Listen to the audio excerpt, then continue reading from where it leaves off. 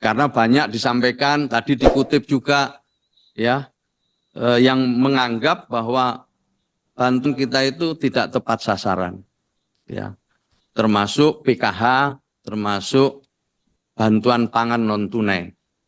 Maka itulah Presiden meminta kepada kami untuk konsolidasi, dan dalam waktu 3 bulan, alhamdulillah seluruh kementerian lembaga itu di bawah koordinasi BPS ya bisa menerbitkan atau bisa menyajikan data tunggal sosial ekonomi nasional. Ada semacam arahan dari Presiden agar kita ini menyeimbangkan antara social protection dengan pemberdayaan ini.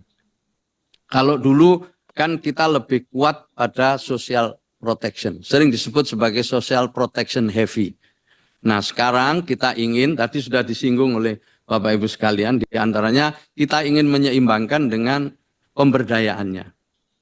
Kita lihat anggaran di Kementerian Sosial itu kan lebih banyak di Limjamsosnya. Itu sampai berapa triliun itu, 70 triliun lebih. Sementara tadi disinggung pemberdayaannya itu sangat kecil, hanya 100 miliar ya Pak Ahmad ya. Maka ke depan kita mohon dukungan dari Bapak Ibu sekalian agar ini lebih seimbang ke depannya. Jadi perlindungannya jalan, tapi kemudian pemberdayaannya juga jalan. Dan pemberdayaan inilah yang menentukan berapa banyak ya keluarga maupun penerima manfaat yang naik kelas. Saya ingin kembali ditayangkan proses bisnis kita untuk menjadi perhatian kita bersama. Jadi Bapak Ibu sekalian, Presiden mengarahkan kepada kami sejak awal agar kita bisa bekerja dengan data yang benar, data yang akurat.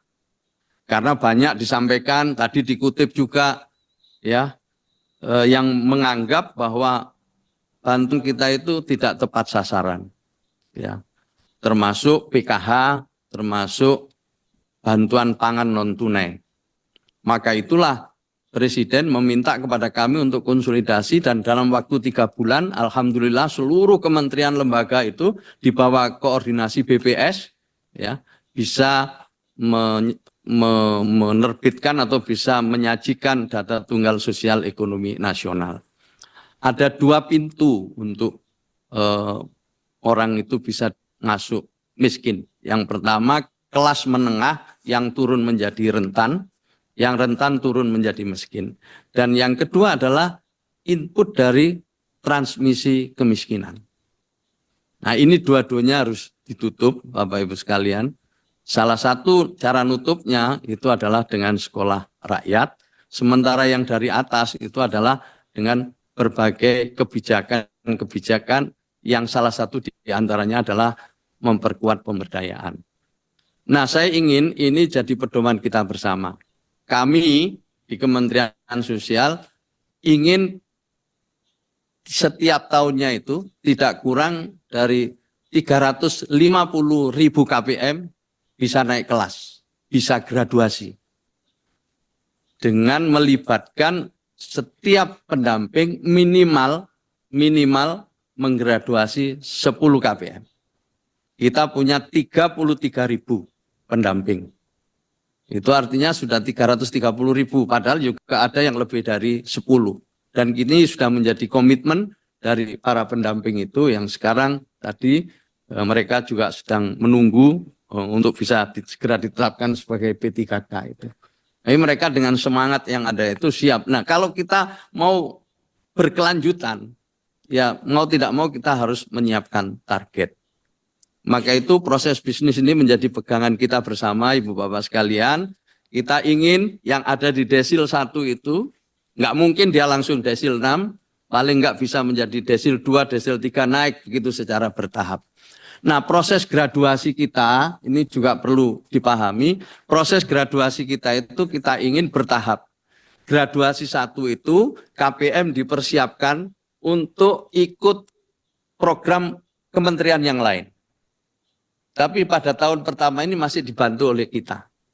Yang namanya kita sebut terminasi atau graduasi pertama itu. Baru tahun kedua itu kita lepas betul untuk ikut ke program kementerian lain. Jadi harapan kami di tahun 2025 ini kita mulai nanti ada berapa yang bisa kita graduasi. Tahun 2026 target kita itu di atas 350.000 KPM. Dengan begitu kita akan terukur. Maka tadi kata Pak Ketua tadi itu bisa turun gitu. Dan secara data pun bisa kita lihat dengan baik. Bapak Ibu sekalian, sebagai penutup saya ingin menyampaikan ini semacam informasi ya, bahwa Litbang Kompas kemarin tuh bikin semacam survei ya tentang sekolah rakyat. Hasilnya ya alhamdulillah lah, meskipun ini perlu kerja keras, 94,4% responden setuju dengan sekolah rakyat. Ya. Soal nama ini nanti kita serahkan sepenuhnya kepada Presiden, tapi untuk sementara memang kita sosialisasinya adalah sekolah rakyat, dan nama sekolah rakyat itu relatif diterima oleh masyarakat. Kemudian, sekolah rakyat diyakini memeratakan pendidikan berkualitas, sekitar 82,2%. Tapi ini benar. Kemudian yang ketiga, 76% diyakini mampu mengentaskan kemiskinan. 83,9% diyakini mengatasi masalah putus sekolah. Nah, ini adalah sentimen positif Bapak Ibu sekalian yang tentu kita punya tanggung jawab untuk menjaganya. Ya, jadi masyarakat sebenarnya cukup mendukung. Ada juga sekian persen yang memang memberikan kritik, memberikan koreksi, tetapi secara umum alhamdulillah masyarakat bisa menerima dengan baik gagasan Presiden tentang sekolah rakyat ini. Maka itu terakhir kami mohon dukungan, mohon bantuan, ya, dan kami siap mengkoreksi, kami siap memperbaiki jika ada hal-hal yang kurang berkenan. Terima kasih atas perhatian semuanya, pimpinan dan para anggota. Kurang lebihnya kami mohon maaf. Wassalamualaikum warahmatullahi wabarakatuh. Waalaikumsalam.